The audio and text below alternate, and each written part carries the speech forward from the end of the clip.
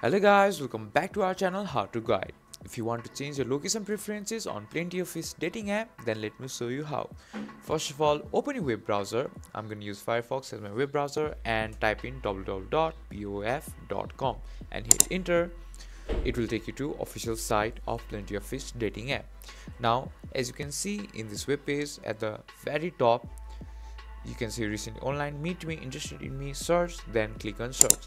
Now scroll down a little bit and in this web page, in the right corner of this page, go to location. Now in this location, you can put even the different state you want to see from this state users, or you can even change the city preferences or even the country. Now I'm gonna put Japan, different Akita as a state, and postal if you want to keep it, or within 200 kilometers, and go fishing.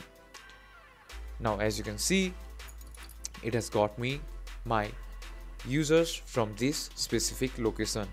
If you find our video helpful, please leave a like and don't forget to subscribe our channel. Hit the bell icon button to get updates on our new videos and drop a comment for reviews and more contents like this. Thank you for watching.